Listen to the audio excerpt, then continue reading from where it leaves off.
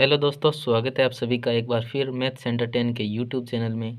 दोस्तों, हम पढ़ रहे थे क्लास 10th मैथमेटिक्स और 4.3 हमने 6 क्वेश्चन है जो पिछले वीडियो तक हमने किए थे। आज हम 7 से लेकर 11 क्वेश्चन तक हम करेंगे और 4.3 को आज हम पूरी करने वाले हैं। तो वीडियो को ज़्यादा से ज़्यादा शेयर करें और अंत तक बने रहिए ताकि आपको अच्छे से समझ में आ जाए। अगर आपने पिछले वीडियो को नहीं देखा है तो उसका लिंक आपको डिस्क्रिप्शन में मिल जाएगा, वहाँ से जाकर आप उन वीडियो को देख लीजिए।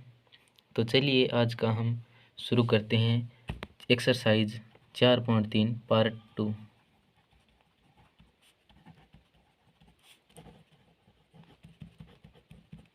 पार्ट 2 है क्वेश्चन 7 से लेकर 11 तक, ये हम करने वाले हैं आज।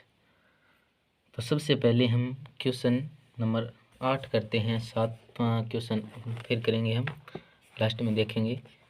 तो 8वां क्वेश्चन क्या कहता है कि एक रेलगाड़ी एक समान चाल से 360 किलोमीटर की दूरी तय करती है।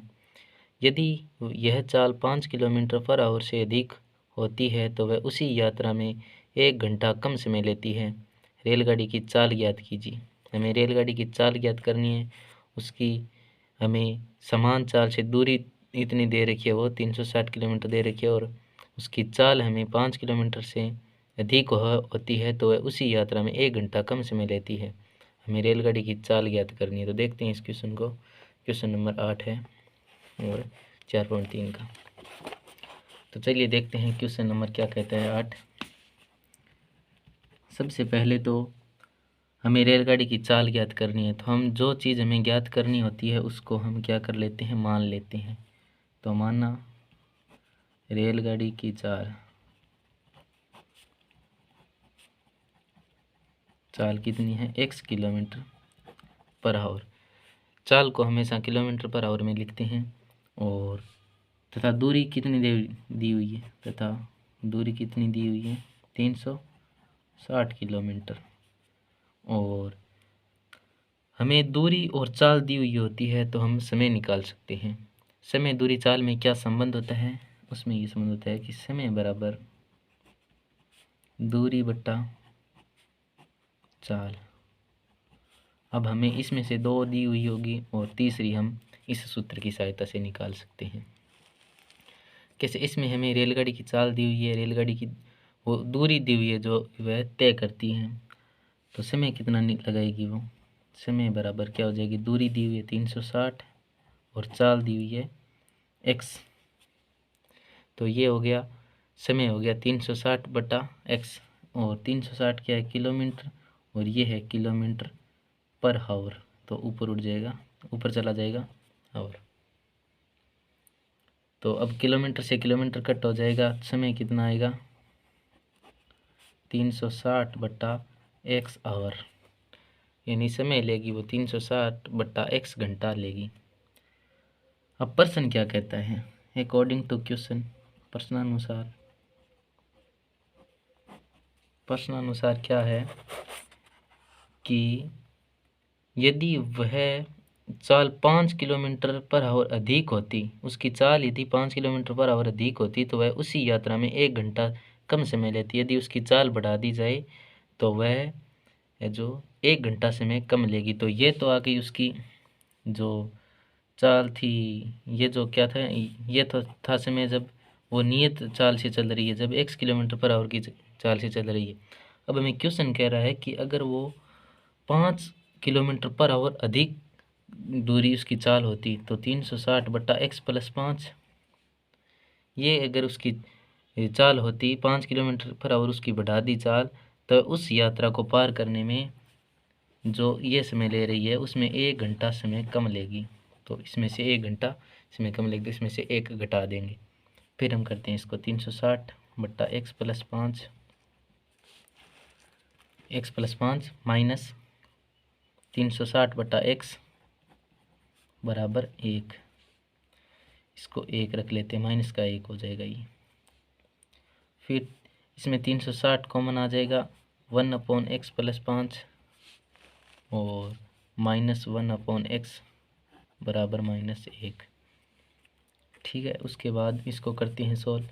तो बराबर 1/x प्लस 5 माइनस 1/x बराबर -360। 1 के बट्टा में चला जाएगा ये 1/360।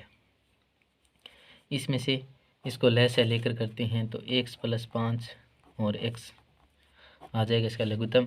फिर x प्लस 5 से x प्लस 5 कट गया, एक आया x और माइनस x प्लस 5 बराबर -1/360। फिर आगे करते हैं x माइनस x प्लस 5 बट्टा एक्स स्क्वेयर प्लस 5x बराबर -1/360। और उसके बाद है जो ये हो जाएगा x से x कट जाएगा, ऊपर आ गया 5/x स्क्वेयर प्लस 5x बराबर -1/360। फिर इस तरफ करते हैं, इसको तिरछा गुणा करते हैं। तिरछा गुणा करने के बाद है जो आएगा कितना आ जाएगा 360 और एक्स स्क्वेयर प्लस 5x का गुणा होगा -1 के साथ, तो ये माइनस आ जाए इसके आगे। और 36 पंजा 180, ये आ जाएगा 1800। यहाँ से दोस्तों यहाँ अंदर गुणा करना भूल गया, यहाँ -5 आएगा, फिर यहाँ पर -5 आएगा, तो यहाँ से ये माइनस और ये माइनस हम कट कर देंगे। फिर एक्स स्क्वेयर प्लस 5x बराबर 1800। चलिए अगले फेज में करते हैं। X square plus 5x minus 1800 बराबर 0। तो इसका अब पक्षांतरण करके इसको इस तरफ ले आए, 1800 उधर प्लस का था, इधर आए माइनस का हो गया। अब हम इसको द्विघाती सूत्र से करें या करें गुणनखंड विधि से। अगर गुणनखंड विधि से ये क्वेश्चन हो रहा है तो हम इसको गुणनखंड विधि से करेंगे, अन्यथा हम द्विघाती सूत्र हमारे पास है तो उससे हम करेंगे। चलो उससे करते हैं द्विघाती सूत्र से। द्विघाती सूत्र आपको पता है क्या होता है, x बराबर -b plus minus √b² - 4ac बट्टा 2a, ये होता है द्विघाती सूत्र। ये द्विघाती सूत्र होता है। इसमें हमें द्विघात समीकरण के व्यापक रूप से अगर हम इस इक्वेशन की तुलना करते हैं तो हमें b का मान -5 और a का मान 1 और c का मान है जो -1800 प्राप्त होता है। द्विघात समीकरण का एक बार फिर लिख देता हूँ मैं। द्विघात समीकरण का व्यापक रूप क्या होता है, ax² plus bx plus c = 0, जहाँ a बराबर ≠ 0। अगर 1 बराबर 0 के बराबर नहीं है तो वो क्या होगी, द्विघात समीकरण होगी। अब इस द्विघात समीकरण के व्यापक रूप से अगर हमें जो हमने इक्वेशन बनाई है x² प्लस 5x माइनस 1800, उससे अगर हम तुलना करते हैं तो हमें a का मान 1, दोनों समीकरणों की तुलना करने पर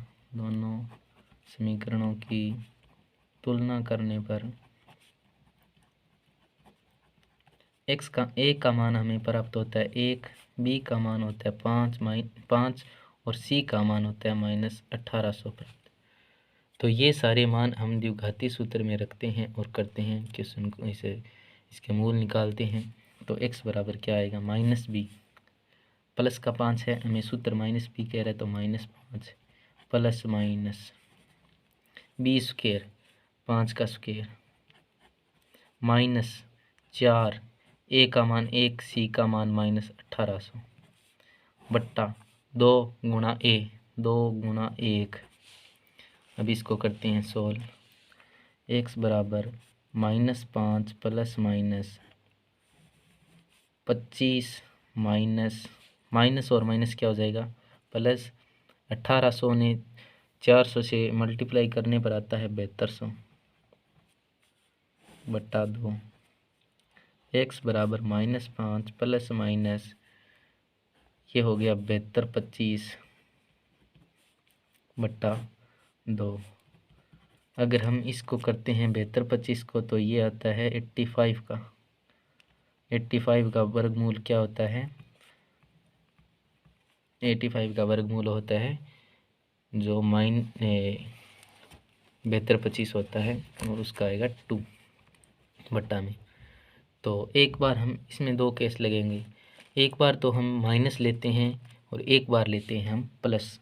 तो प्लस लेते हैं पहले। प्लस लेने पर क्या प्राप्त होता है हमें, x बराबर -5 प्लस 80/2। तो ये आ जाएगा 75/2। ये आया 75/2 और इसको हम सोल्व करते हैं तो 75/2 को भी हम लिख लेते हैं 37/1/2। सॉरी दोस्तों, ये 85 था, मैं गलती कर रहा हूँ। 85 था तो यहाँ आएगा 80, तो ये आ जाएगा 40। ये एक मान आया हमारे पास 40, तो प्लस लिया तो x का मान आया 40। अब हम लेते हैं माइनस लेने पर x बराबर -5 -85/2। तो यह आया -90/2। तो ये आया माइनस का 45। x बराबर आ गया -45। तो ये आ गया -45। तो आप ऐसे करो, हमने क्या माना था कि रेलगाड़ी की चाल हो जाए, हमने मानी थी, क्या मानी थी, x किलोमीटर/आवर मानी थी। तो यहाँ x के 2 मान हमें प्राप्त हो रहे हैं। एक तो मान हो रहा है +40, एक हो रहा है -45। इसमें क्या होगा कि ये रेलगाड़ी की चाल कभी माइनस में जा सकती है क्या? किसी भी साधन की चाल हमेशा माइनस में नहीं जाती है। तो ये क्या हो जाएगी, असंभव घटना हो जाएगी, असंभव घटना हो जाएगी। तो रेलगाड़ी की चाल क्या आएगी, ये 40 सही आएगा। तो अब तक हम कह सकते हैं कि रेलगाड़ी की चाल 40 किलोमीटर/आवर होगी। रेलगाड़ी की चाल 40 किलोमीटर/आवर होगी। ये अपना होगा फाइनल आंसर। दोस्तों, इस जो एक्सरसाइज है चौथी, उसको समझना बहुत आसान है और इसके फ्री के नंबर है आपके। एग्ज़ाम बहुत, इतना समझने के बाद ये इतनी आसान है कि इसको आप बहुत मज़े के साथ कर सकते हो। चलिए हम अभी 9वां क्वेश्चन करते हैं, वो भी बहुत आसान है। दोस्तों, हम अभी 10वां क्वेश्चन ही करते हैं, वो भी रेलगाड़ी वाला है। तो 10वां क्वेश्चन क्या कहता है कि मैसूर और बेंगलोर के बीच 132 किलोमीटर यात्रा करने में एक एक्सप्रेस रेलगाड़ी सवारी गाड़ी से 1 घंटा समय कम लेती है। मध्य के स्टेशनों पर ठहरने का समय ध्यान में न लिया जाए। यदि एक्सप्रेस रेलगाड़ी की औसत चाल सवारी गाड़ी की औसत चाल से 11 किलोमीटर/आवर अधिक हो तो दोनों रेलगाड़ियों की औसत चाल ज्ञात कीजिए। यानी एक रेलगाड़ी है वो मैसूर और बेंगलोर के बीच 132 किलोमीटर यात्रा तय करती है वो, और उस यात्रा तय करने में एक एक्सप्रेस गाड़ी है सवारी गाड़ी से 1 घंटा समय कम लेती है। एक्सप्रेस गाड़ी और सवारी गाड़ी 2 गाड़ी चलती है और 132 किलोमीटर की दोनों यात्रा तय करती है। एक्सप्रेस गाड़ी है वो 1 घंटा कम समय लेती है, यानी उसकी स्पीड थोड़ी ज़्यादा है। और यदि एक्सप्रेस गाड़ी की औसत चाल सवारी गाड़ी की औसत चाल से 11 किलोमीटर/आवर अधिक हो, यानी उन दोनों की अगर औसत चाल निकालें और औसत चाल में एक्सप्रेस गाड़ी की औसत चाल है जो 11 किलोमीटर/आवर है, अधिक है, तो दोनों रेलगाड़ियों की औसत चाल ज्ञात कीजिए। और जो ये दिया हुआ है मध्य के स्टेशनों पर ठहरने का समय ध्यान में नहीं लिया जाए। तो चलिए इसको करते हैं, लिखते हैं कॉपी में। तो पहला हमारा क्या है कि सवारी गाड़ी की चाल हम मान लेते हैं। सवारी गाड़ी क्या किस चाल से चल रही, क्वेश्चन नंबर है आपका ये 10वां। 9वां क्वेश्चन अभी हम आगे करेंगे, 9वां और 7वां आगे करने वाले हैं। तो माना रेलगाड़ी की सवारी गाड़ी की चाल बराबर x किलोमीटर/आवर चाल ये है। और एक्सप्रेस गाड़ी की क्या है, एक्सप्रेस गाड़ी की चाल क्या हो जाएगी, अगर इसकी x किलोमीटर/आवर है और वो क्या कह रही है कि 11 किलोमीटर/आवर अधिक हो, तो इसे 11 किलोमीटर/आवर अधिक हम जो हमें क्वेश्चन कह रहा है वो हम यहाँ पर लिख रहे हैं। तो क्या होगा, तो एक्सप्रेस गाड़ी की चाल अपने आप x + 11 किलोमीटर पर हो जाएगी। और दोनों गाड़ियाँ जो दूरी तय करती है वो दूरी कितनी है, दूरी हमें कितनी दी हुई है, 132 किलोमीटर। तो अब क्वेश्चन क्या कह रहा है कि जो पर्सन क्या कहता है कि एक्सप्रेस गाड़ी है वो सवारी गाड़ी से 1 घंटा समय कम लेती है। यानी इन दोनों की सवारी गाड़ी की चाल, सवारी गाड़ी द्वारा लिया समय, दूरी बट्टा चाल, दूरी कितनी है 132, चाल कितनी है x, तो ये आ जाएगा समय x 132 बटा x और एक्सप्रेस गाड़ी द्वारा लिया गया समय, तो ये हो जाएगा 132 बटा x + 11 और ये हो जाएगा इनकी समय जो इन्होंने इस स्टेशन 132 किलोमीटर दूरी तय करने में जो लिया है। अब प्रश्न क्या कहता है कि एक्सप्रेस गाड़ी है वो सवारी गाड़ी से 1 घंटा समय कम लेती है। तो एक्सप्रेस अकॉर्डिंग टू क्वेश्चन क्या कहता है, 132 किलोमीटर जो दूरी तय करती है उसमें सवारी गाड़ी तो इतना समय लेती है और एक्सप्रेस इतना लेती है और सवारी गाड़ी लेती है x, और उसमें से 1 घंटा समय कम लेती है एक्सप्रेस गाड़ी। एक्सप्रेस गाड़ी जो समय लेती है वो सवारी गाड़ी से 1 घंटा समय कम लेती है, ये हमने लिख लिया यहाँ पर। ये एक बन गई अपनी इक्वेशन। तो 132 बट्टा x + 11 माइनस 132 बटा x बराबर -1, इधर आया माइनस का हो गया। फिर हम इसमें से 132 कॉमन लेते हैं और 1/x + 11 माइनस 1/x इक्वल -1।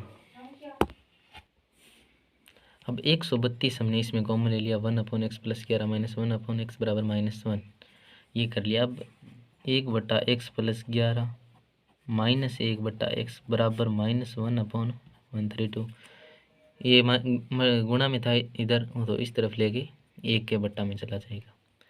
फिर इसको हम लघुत्तम लेकर करते हैं x + 11 और x, ये x + 11 तो x आ गया माइनस का x + 11 बराबर है -1/132। इधर करते हैं इसको तो ये क्या हो जाएगा, x - 11 बट्टे x² + 11x बराबर -1/132। ये x से x कट हो जाएगा और उसके बाद -11 बट्टा x² + 11x बराबर -1/132। यहाँ से हम डायरेक्ट माइनस से माइनस कैंसिल कर देते हैं और x² + 11x का गुणा तिरछा गुणा करते हैं और 132 का हम 11 के साथ गुणा करते हैं। तो x² + 11x बराबर 132 का हम 11 के साथ गुणा करते हैं तो आएगा इसका, इस तरफ कर लेते हैं 132 और 11 और 2 5, 11 एकम 11 और 3 14, तो आएगा 1452। फिर इस 1452 को इस तरफ ले आते हैं, x² + 11x माइनस 1452 बराबर 0। अब इसको हम है जो द्विघाती सूत्र से भी कर सकते हैं। चलिए हम द्विघाती सूत्र से इसको करते हैं। तो अब आप बताना कि इसमें हम अगर व्यापक रूप से तुलना करते हैं तो a का मान कितना होता है, a का मान 1, b का मान 11, c का मान -1452, ये हमें 1452 प्राप्त होता है। अब हम द्विघाती सूत्र में जो मान रखते हैं डायरेक्ट रखते हैं। अब हम द्विघाती सूत्र नहीं लिखने वाले, क्योंकि अब हमें याद होना चाहिए सीधा क्या, -b का मान -11 प्लस -b² -4ac बट्टा 2a 2 गुणा 1। आगे वाले पेज में करते हैं। तो क्या था, x बराबर -11 प्लस -11 की स्क्वायर कितनी हो जाएगी, 121। 121 माइनस और माइनस प्लस 1452 का हम 4 के साथ गुणा करेंगे। 4 के साथ करेंगे तो क्या हो जाएगा,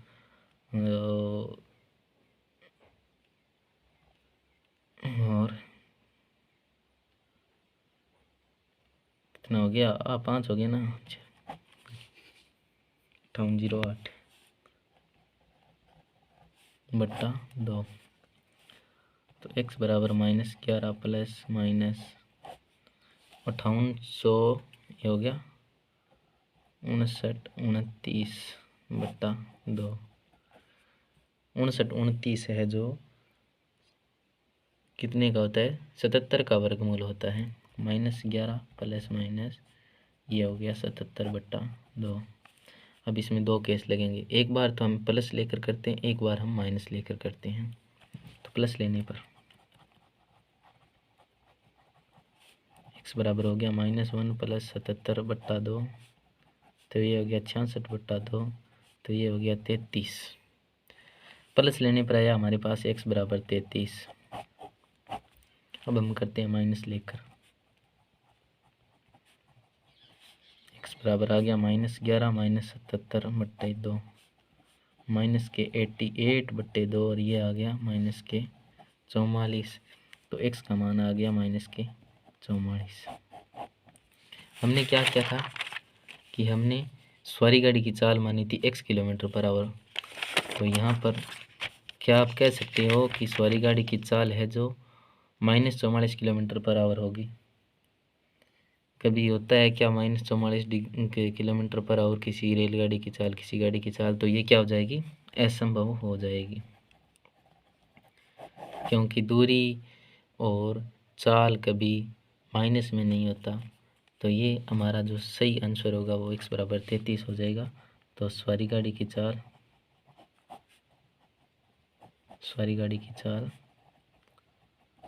बराबर 33 किलोमीटर पर आवर हो जाएगी। और इसी तरह से है जो एक्सप्रेस गाड़ी की चाल क्या हो जाएगी,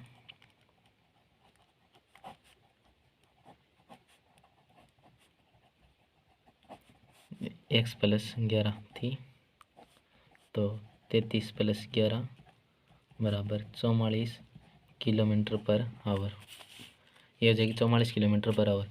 हमेशा याद रखना, दूरी की अगर कोई भी इकाई दी हुई है तो वो इकाई हमें रखनी ज़रूरी है, इससे बहुत ज़्यादा फर्क पड़ता है। तो चलिए दोस्तों, हम करते हैं अब 9वां क्वेश्चन करते हैं। Question number 9। क्वेश्चन नंबर 9 क्या कहता है कि 2 पानी के नल, हम अभी इसको अच्छी तरह से पढ़ लेते हैं। क्या कहता है कि 2 पानी के नल एक साथ एक हौज को 9 सही 3/8 घंटों में भर सकते हैं। बड़े व्यास वाला नल हौज को भरने में कम व्यास वाले नल से 10 घंटे कम समय लेता है। प्रत्येक द्वारा अलग से हौज को भरने के समय ज्ञात। तो चलिए इस क्वेश्चन को हम करते हैं। सबसे पहले हमें क्या दिया हुआ है कि 2 नल एक साथ भरते हैं। तो सबसे पहले हम बड़े व्यास वाले नल जो कितने समय में हौज भरता है उसको मानते हैं। माना बड़े व्यास वाला नल हौज भरता है कितने घंटे में, माना बड़े व्यास वाला नल हौज भरता है x घंटे में, तथा छोटे व्यास वाला नल हौज भरता है y घंटे में। हमने 2 मान लिए भाई, बड़े व्यास वाला नल हौज x घंटे में भरता है और छोटे व्यास वाला जो नल है वो y घंटे में भरता है। अब क्वेश्चन क्या कहता है हमें, जो फर्स्ट शर्त क्वेश्चन में दी हुई है वो दी हुई है कि 2 पानी के नल एक साथ एक हौज को 9 सही 3/8 घंटों में भरते हैं। तो दोनों का जो फर्स्ट शर्त क्या है कि दोनों नल मिलकर इसको भरते हैं 9 सही 3/8 में। और फिर क्या कहता है कि बड़े व्यास वाला नल होज को भरने में 10 घंटे कम समय लेता है। यानी इसको हम क्या लिखते हैं, x प्लस वाई बराबर, इसको सही लिख लेते हैं, सीधा अभिन्न में लिख लेते हैं 72 3 75/2 8 75/8। तो ये हो गई इसकी जो दोनों मिलते हैं। अब इसकी हमें कार्य क्षमता निकालनी है। कार्य क्षमता निकालने के लिए क्या करना, सभी को एक के बट्टा में ले जाना है, सभी को हमें एक के बट्टा में ले जाना है।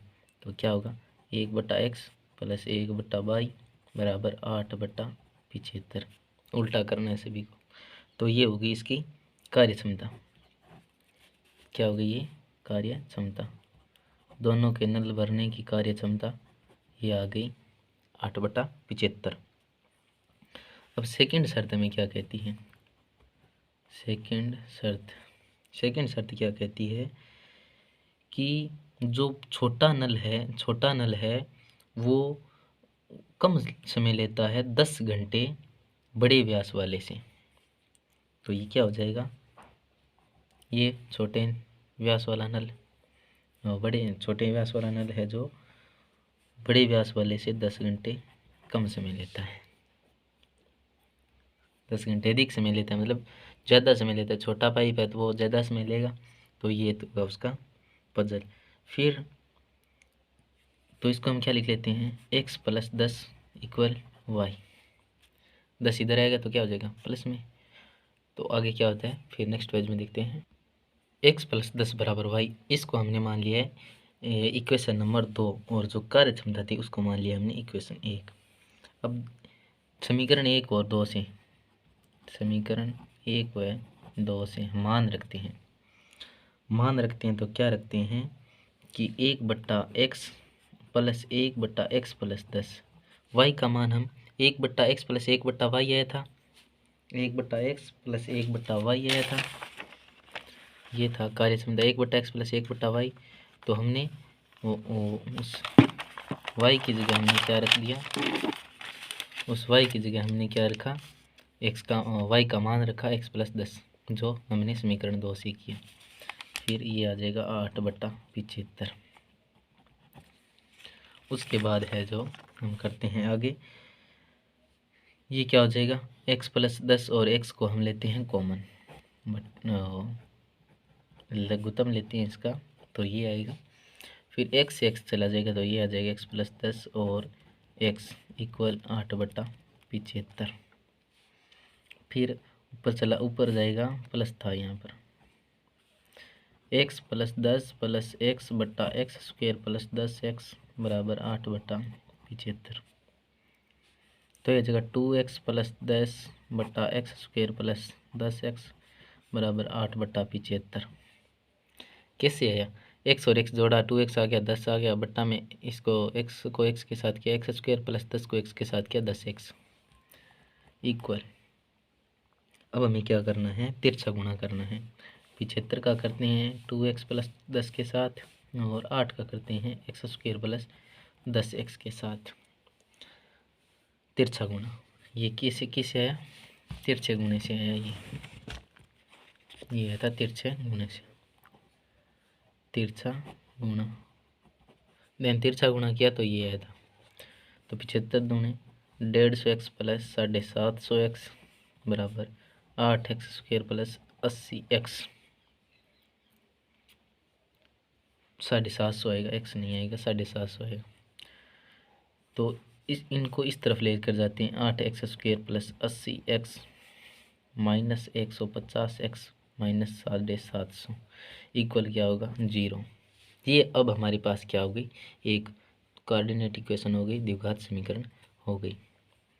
8x स्क्वेयर प्लस 80 और क्या हो गया माइनस के 70x माइनस के 750 बराबर 0। तो ये एक हमारे पास आ गई अब द्विघात समीकरण, 8x square minus 70x minus 750 बराबर 0। तो ये द्विघात समीकरण, अब हम इसको है जो द्विघाती सूत्र की सहायता से सोल्व कर लेंगे। इसके जो मान आएंगे दो, वो हम द्विघाती सूत्र की सहायता से ज्ञात कर लेंगे। तो द्विघाती सूत्र से द्विघाती सूत्र से क्या कर लेंगे, इसके मान ज्ञात कर लेंगे। तुलना करने पर हमें ए बी सी के मान क्या प्राप्त होंगे। व्यापक रूप से तुलना करने पर ए का मान आएगा 8, बी का मान आएगा -70 और सी का मान आएगा 750 माइनस का 750। तो ये सारे मान हैं जो हमें द्विघाती सूत्र में रखने हैं। माइनस बी, माइनस पहले से हैं और माइनस सूत्र में भी है, तो ये आ जाएगा प्लस का 70। चलो इस तरह था minus b plus minus b square minus के 70 का स्क्वेयर माइनस का 4 और ए सी माइनस का 750 बट्टा 2, 1 गुण 1 आ जाएगा 8। इसको करते हैं प्लस का 70 प्लस माइनस, ये हो जाएगा 70 का स्क्वायर हो जाएगा 4900 माइनस, ये इसका जब हम गुणा करेंगे तो कितना आएगा, इसका जब हम गुणा करेंगे 28900 बट्टा 8 दूने 16। और इसको आगे सॉल्व करते हैं हम। x बराबर 70 प्लस माइनस अंडर रूट, ये कितना आ जाएगा 28900 सॉरी ये आएगा 24,000 आएगा ये। और जब हम इसको जोड़ेंगे तो आएगा 28900 बट्टा 16। 70 प्लस माइनस 28900 होती है 170 की। तो x बराबर कितने आए थे 70 प्लस माइनस 170 बट्टे 16। अब हम इसमें 2 लेते हैं, एक बार इसको प्लस वाला लेकर करते हैं और एक बार माइनस वाला लेकर करते हैं। प्लस लेने पर x का मान क्या प्राप्त होता है, x बराबर 70 प्लस 170 बट्टे 16, तो ये हो गया 240 बट्टा 16। और जब इसको भाग करेंगे तो ये आएगा 15। प्लस लेने पर x का मान आया 15, प्लस लेने पर 15। और अब माइनस लेकर देखते हैं, माइनस लेने पर x बराबर 70 माइनस 170 बट्टे 16, तो ये क्या हो गया माइनस के 100 बट्टा 16, तो माइनस के 100 बट्टा 16, तो ये क्या हो जाएगा, यानी इसका जो आंसर आएगा वो आएगा माइनस में आएगा। तो ये क्या हो जाएगा असंभव हो जाएगा, क्योंकि समय कभी माइनस में नहीं होता। इसे हमारा जो राइट आंसर क्या होगा, x बराबर 15। ये कौन सा था, x हमने कौन सा माना था, बड़े व्यास वाले नल को जो होज भरता है उसका टाइम माना था हमने x को। तो इसका जो हमें क्वेश्चन में क्या पूछा गया है कि प्रत्येक द्वारा अलग से होज भरने के समय को ज्ञात कीजिए। तो बड़े व्यास वाला नल होज को भरने में 15 घंटे लेता है, 15 घंटे लेता है। और तो छोटा जो व्यास है वो छोटा व्यास वाला नल कितना लेगा,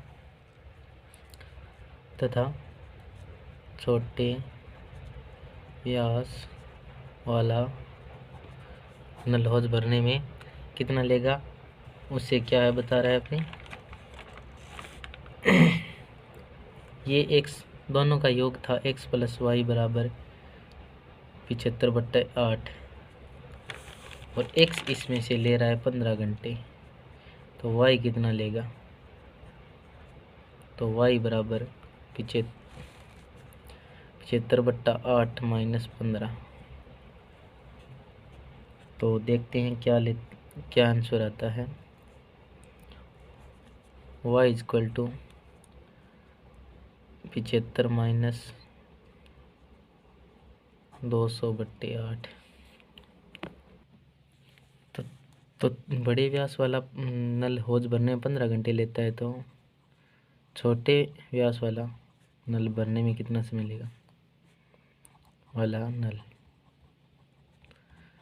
हमें क्वेश्चन में बताया गया था कि ये जो बड़ा वाला नल है वो छोटे वाले नल से 10 घंटे समय कम लेता है, y-10 उसे कम लेता है। क्या बताया गया था कि ये था हमारा बताया गया क्वेश्चन में। तो x का मान हमें पता है 15 और y-10 हमें छोटे वाले का ज्ञात करना है, तो y बराबर 15 + 10 क्या आ जाएगा 25। तो हमारा फाइनल क्वेश्चन क्या होगा, बड़ा व्यास वाला नल होज भरने में 15 घंटे, छोटे व्यास वाला नल होज भरने में 25 घंटे। ये था इनके बीच का अंतर जो दिया हुआ था हमें क्वेश्चन में 10 घंटे दिया हुआ था, और हमारा आंसर में भी 10 घंटे इसका अंतर आ रहा है। अब हम क्वेश्चन करते हैं 11वां क्वेश्चन चलो करते हैं हम। क्वेश्चन क्या दिया हुआ है कि दो वर्गों के क्षेत्रफल का योग 468 वर्ग मीटर है। दो हमें वर्ग दिए हुए हैं, दो वर्गों का क्षेत्रफल है, उनका योग दिया हुआ है 468 वर्ग मीटर। यदि उनके परिमापों का अंतर 24 मीटर हो तो दोनों वर्गों के भुजाएं ज्ञात कीजिए। परिमापों का अंतर दिया हुआ है 24 और क्षेत्रफलों का योग दिया हुआ है 468 वर्ग मीटर। तो देखते हैं इस क्वेश्चन को। वर्ग की हमें भुजाएं ज्ञात करनी है, वर्ग की भुजाएं ज्ञात करनी है। तो सबसे पहले हमें क्या ज्ञात करना है, वर्ग की भुजाएं ज्ञात करनी है। तो उन वर्ग की भुजाओं को हम मान लेते हैं। क्वेश्चन नंबर 11, माना वर्ग की भुजा, एक भुजा x है तथा दूसरी भुजा बराबर दूसरे वर्ग की भुजा y है। दो वर्ग है, पहले वर्ग की भुजा x है तथा दूसरी सेकंड जो वर्ग है की भुजा y है। फर्स्ट शर्त में क्या दी है कि दोनों वर्गों के क्षेत्रफल का योग, वर्ग का क्षेत्रफल क्या होता है, वर्गों के क्षेत्रफल का योग बराबर क्या दिया हुआ है हमें 468 वर्ग मीटर। सेकंड शर्त में क्या दी हुई है कि इनके परिमापों का योग, परिमापों का योग हमें दिया हुआ है 24। तो फर्स्ट शर्त हम लिखते हैं, क्षेत्रफल क्या होता है भुजा square x square plus y square, दोनों के वर्गों का योग क्या बता रहा है 468 वर्ग मीटर। और ये हो गया क्वेश्चन नंबर फर्स्ट। सेकंड शर्त हमें क्या दिखा बता रहा है कि उनके परिमापों का योग, वर्ग का परिमाप क्या होता है 4 गुणा भुजा, तो 4x + 4y = 24। इसमें से 4 हम कॉमन लेते हैं, x + y = 24, x + y बराबर 24/4 बराबर 6। x + y का मान क्या आ गया 6। ये था क्वेश्चन नंबर 2। Equation number 2। तो दो वर्गों का अंतर दिया हुआ था, योग नहीं था, सॉरी अंतर था, तो यहाँ माइनस आएगा, यहाँ माइनस था। तो x का मान क्या आ गया y + 6, y + 6 आ जाएगा, क्योंकि y को उधर भेजेंगे तो y जाएगा प्लस में। ये आ गया अपने पास इक्वेशन नंबर 2। अब हम समीकरण 1 व 2 से, समीकरण 1 व 2 से, समीकरण 2 का जो x का मान है वो हम समीकरण 1 में रखते हैं। तो देखते हैं रख के y + 6 का होल स्क्वायर, क्योंकि x का मान हमारे पास क्या आया है वाई प्लस है और वो हम एक्स की जगह रख रहे हैं यहाँ पर, प्लस वाई स्क्वायर बराबर क्या आ रहा है 468। फिर ये हमारे पास क्या एक है ए प्लस बी की होल स्क्वायर का फॉर्मूला है। इसको जब हम खोलते हैं तो क्या आता है वाई स्क्वायर प्लस 6 का square 36 plus 12 y plus y square बराबर 468। 2 y square plus 12 y plus 36 minus 468 बराबर 0। 468 को इस तरफ ले आए माइनस में हो जाएगा। उसके बाद 2 वाई स्क्वायर प्लस 12 वाई और 468 में से 36 जब निकालेंगे तो माइनस के कितने बचेंगे 468 और 36 2 3 4 माइनस के 432 इक्वल 0। अब ये एक तरफ से हमारे पास प्राप्त हो गई एक द्विघात समीकरण जिसमें चर क्या है वाई है। यहाँ एक्स था पहले, अभी तक हमने एक्स वाले किए थे तो यहाँ वाई आ गया, कोई बात नहीं। अब हम इसको करते हैं, यहाँ पर हमारे एक बार हम इसमें से 2 कॉमन लेते हैं, 2 कॉमन लेकर उधर भेज देते हैं। Y square plus 6 y minus 216 बराबर 0। तो y square plus 6 y minus 216 बराबर 0। ये जो 2 था इसको हमने 0 के गुणा में बट्टा में भेज दिया तो वो 0 हो गया। उसके बाद अब हमारे पास एक द्विघात समीकरण बन गई और इसको हम हैं जो द्विघाती सूत्र से या गुणनखंड विधि से सोल्व कर सकते हैं। अब हम इसको देखते हैं, गुणनखंड विधि से अगर सोल्व होता है तो उससे हम इसको सोल्व करेंगे। तो अगर हम 18 और 12 का जब हम गुणा करेंगे तो हमारे पास आएगा 216 आएगा। और 18 और 12 को जब हम आपस में घटाएंगे तो हमारे पास प्लस के 6 आ जाएंगे और ये हो जाएगा माइनस का, ये हो जाएगा प्लस का। यानी प्लस का 18 और माइनस को 12 से गुणा करेंगे तो माइनस के 216 आ जाएंगे और जब इनको प्लस के 18 और माइनस के 12 करेंगे तो माइनस के 6 आ जाएंगे। तो हमारे पास एक जोड़ा प्राप्त हो गया और y square plus 18 y minus 12 y minus 216 equal 0। तो इसमें से हम y कॉमन लेते हैं, वाई प्लस 18 माइनस 12 कॉमन लेके y minus 18 y plus 18 equal 0। तो इसमें से हमें क्या दो मान क्या प्राप्त हो गए, एक तो y बराबर 12 प्राप्त हो गया और एक बार y बराबर माइनस के 18 प्राप्त हो गया। और वर्ग की भुजा कभी माइनस में हो सकती है क्या? हमने सेकंड वर्ग की जो भुजा मानी थी y, वो सेकंड वर्ग की भुजा मानी थी y और हमें यहाँ है जो एक भुजा माइनस में प्राप्त हुई है जो कि क्या होगी असंभव होगी, जो कि क्या होगी असंभव। अतः हमारी भुजा क्या हो जाएगी, सेकंड वर्ग की भुजा क्या हो जाएगी 12। तो हम क्या लिख सकते हैं कि अतः है हमारी सेकंड वर्ग की भुजा 12 मीटर में दी हुई है, क्या मीटर 12 मीटर है। और फर्स्ट वर्ग की भुजा के लिए हम सेकंड जो इक्वेशन नंबर 2 थी हमारी, तो फर्स्ट वर्ग के लिए भुजा क्या होगी, x बराबर हमारा था y प्लस 6, x बराबर 12 प्लस 6, x बराबर 18 मीटर। तो ये आ गई सेकेंड वर्ग की भुजा, ये आ गई फर्स्ट वर्ग की भुजा, जो कि क्या है हमारा फाइनल आंसर है। तो ये था आज की 4.3 आपकी कंप्लीट होती है। और 4.1 और 4.2 और 4.3 का फर्स्ट पार्ट यानी क्वेश्चन 1 से लेकर 6 तक आपने अगर नहीं देखा है तो उसकी लिंक आपको डिस्क्रिप्शन में मिल जाएगी, वहाँ से जाकर आप है जो उन वीडियो को देख लीजिए।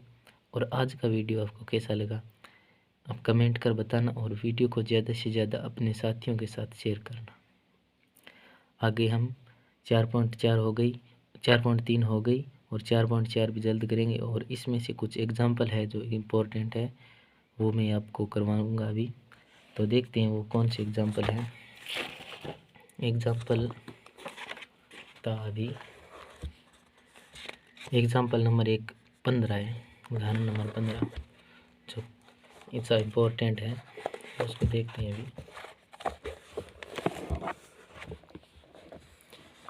एग्जाम्पल नंबर 15 क्या कहता है कि एक मोटर बोट जिसकी स्थिर चाल जल में चाल 18 किलोमीटर पर आवर है, 24 किलोमीटर धारा के प्रतिकूल जाने में वही धारा के अनुकूल जाने की अपेक्षा 1 घंटा अधिक लेती है, धारा की चाल ज्ञात कीजिए। यानी एक मोटर बोट है जिसकी स्थिर जल में चाल क्या है 18 किलोमीटर पर आवर है, 24 किलोमीटर प्रतिकूल यानी धारा के विपरीत दिशा में जाती है, धारा के अनुकूल जाने की अपेक्षा यानी धारा की अगर वो दिशा में चलती है तो 1 घंटा कम समय लेती है, और वही मोटर बोट अगर 24 किलोमीटर दूरी तय करने में 1 घंटा अधिक लेती है, वो प्रतिकूल जाने में।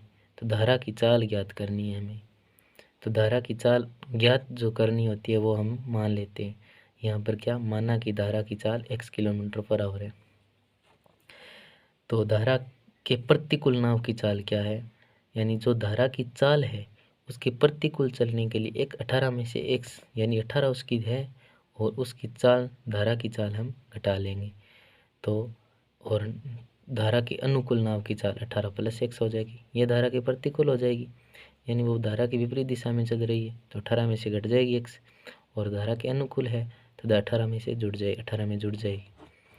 और फिर धारा के प्रतिकूल जाने में लिया गया समय के कैसे निकालते हैं हम, दूरी बटा चाल के सूत्र से, वो मैंने अभी बताया। दूरी आपको क्वेश्चन में दी हुई है 24 किलोमीटर, और चाल हमारे पास है 18 किलोमीटर, 18 - x जो धारा के प्रतिकूल नाव की चाल हमें दी हुई है। इसी प्रकार जो धारा के अनुकूल जाने में लिया गया समय भी निकाल लिया। फिर प्रश्न क्या कहता है कि धारा के अनुकूल जाने की अपेक्षा 1 घंटा अधिक लेती है, तो ये इस तरह से हमें बना लिया। फिर एक द्विघात समीकरण हुई और उसको सोल्व करके हमने किया। तो चलिए इसको करते हैं अभी हम अपनी कॉपी में।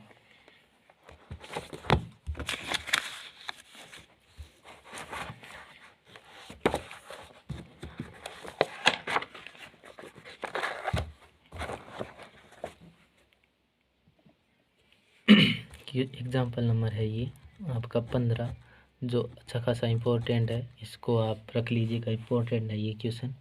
एग्जाम्पल क्या कहता है कि एक मोटर बोट जिसकी स्थिर जल में चाल 18 किलोमीटर पर आवर है, 24 किलोमीटर धारा के प्रतिकूल जाने में वही दूरी धारा के अनुकूल जाने की अपेक्षा 1 घंटा अधिक लेती है, धारा की चाल ज्ञात कीजिए। तो हमें सबसे पहले हमें चाल धारा की ज्ञात करनी है, तो वो हम मान लेते हैं। तो माना धारा की चाल क्या है, x किलोमीटर पर आवर है, x किलोमीटर पर आवर है। उसके बाद क्या कहता है कि धारा के प्रतिकूल जाने में जो नाव की स्थिर जल में मोटर बोट की चाल क्या है 18 किलोमीटर पर आवर है, और प्रतिकूल जाने में तो फिर हमें पता है मोटर बोट की स्थिर जल में चाल है, ये मोटर बोट की स्थिर जल में चाल है 18 किलोमीटर पर आवर, और धारा की चाल हमें मान ली x किलोमीटर पर आवर।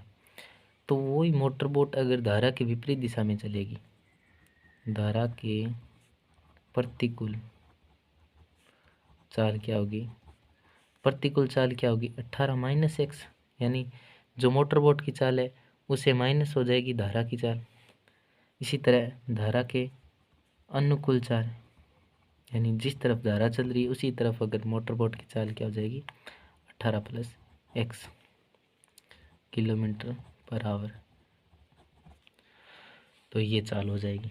उसके बाद जो समय निकालना है हमें कि धारा के प्रतिकूल जाने में लिया गया समय, धारा के प्रतिकूल जाने में लिया गया समय, धारा के प्रतिकूल जाने में लिया गया समय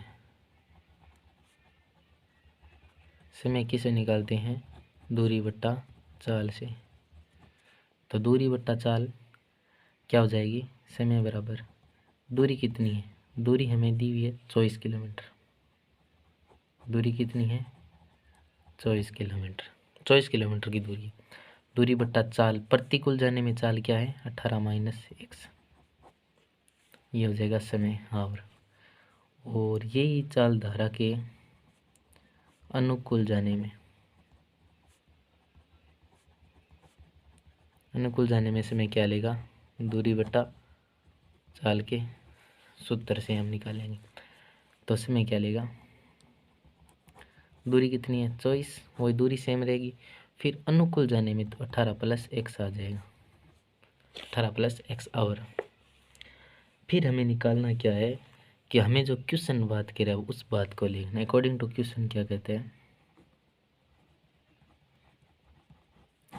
पर्सन कहता है कि धारा के अनुकूल जाने में, यानी जो धारा के 24 किलोमीटर धारा के प्रतिकूल जाने में वही दूरी धारा के अनुकूल जाने की अपेक्षा 1 घंटा अधिक लेती है। तो धारा की चाल ज्ञात कीजिए, यानी 24/18 माइनस x, और इन दोनों का जो अंतर है वो 1 घंटा है, 1 घंटा है। समझे कि वो प्रतिकूल जाती है और अनुकूल जाती है, उनमें जो अंतर आता है ना वो 1 घंटा लेट का आता है। अगर मोटर बोट धारा की दिशा में चलती है, यानी इस तरफ पानी चल रहा है और वो इस तरफ मोटर बोट जा रही है, तो वो 1 घंटा जल्दी पहुंच जाएगी। अगर धारा के इस तरफ चल रही है, यानी जल इस तरफ जा रहा है और मोटर बोट इस तरफ जा रही है, तो वो अगर यहाँ पर 11 बजे पहुँचती है तो यहाँ 12 बजे पहुँचेगी, यानी 1 घंटे का डिफरेंस आएगा उसमें। तो यही था, इन दोनों का अंतर कितना आया 1 घंटा। तो वो था एक रख दिया हमने। ये था समय, ये समय था, हमने समय निकाला। ये धारा के प्रतिकूल जाने में लिए गए समय, धारा के अनुकूल जाने में लिए गए समय का अंतर है, जो वो 1 आया, अंतर का चिन्ह यानी माइनस है। फिर 24 को हमने लिया common, 1/18 minus x minus 1/18 plus x equal क्या आया 1। फिर 1/18 माइनस एक्स और 18 माइनस 1/18 प्लस एक्स बराबर क्या हो जाएगा 1/24। ठीक है, अब क्या होगा, अब इनमें कॉमन लेते हैं, लघुत्तम लेते हैं 18 माइनस एक्स और 18 प्लस एक्स, 18 माइनस एक्स और 18 प्लस एक्स। 18 माइनस एक्स एक बार कट हो गया तो क्या बचा ऊपर 18 प्लस एक्स, फिर माइनस 18 माइनस कट हो गया तो बचा क्या 18 plus 18 minus x, 18 plus 18 plus के, फिर 1/24 बराबर में। अब 18 plus x minus 18 plus x, 18 से 18 और a minus b a plus b, नीचे क्या बन रहा है a minus b a plus b, तो इसका फॉर्मूला होता है a square minus b square. सो हमने आसान कर लिया कि a माइनस बी और a प्लस बी का फॉर्मूला लिख लिया, ए स्क्वेयर माइनस बी स्क्वेयर। तो 2x/18 का स्क्वेयर क्या होता है 18 का 256,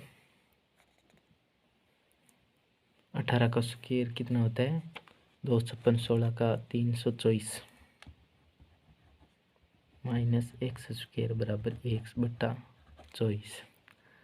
अब इस तरफ करते हैं हम इसको, तो 2x का हम जब इसके साथ मल्टीप्लाई करेंगे तिरछा गुणा, तो ये आ जाएगा 48x बराबर आ जाएगा 324 माइनस एक्स स्क्वेयर। तो x square plus 324 minus 48, x square minus 324 plus 48x। अगले पेज में करते हैं इसको।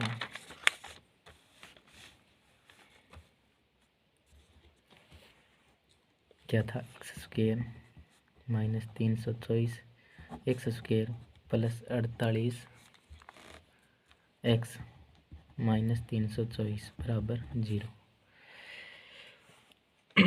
तो ये था, इसको अब हमें द्विघाती सूत्र से करते हैं, गुणनखंड विधि से तो नहीं होगा, ये द्विघाती सूत्र विधि से। एक्स बराबर -b plus minus b square -4ac